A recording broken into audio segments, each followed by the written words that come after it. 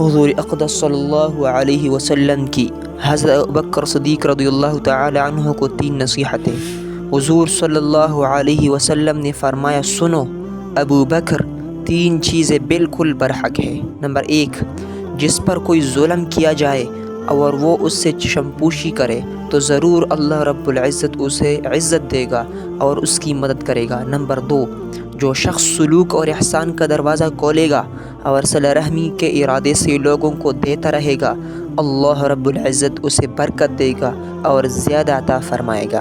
Number 3، اور جو شخص مال بڑھانے کے لیے سوال کا دروازہ کھول لے گا، اس سے اسے مانگنا پڑے گا، اللہ رب العزت اس کے ہاتھ برکتی کر دے گا اور کمی میں ہی اسے مبتلا رکھے گا۔ یہ روایت ابو داود میں بھی۔ اور 7 بدبختی کی 4 علامتوں کو بھی بتاتا جاؤں۔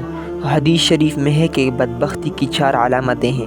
نمبر 1، آنکھوں سے آنسوں کا جاری نہ ہونا۔ نمبر 2، دل کی سختی۔ نمبر 3، طول عمل یعنی لمبی امیدیں باندھنا۔ نمبر 4، دنیا کی حرص۔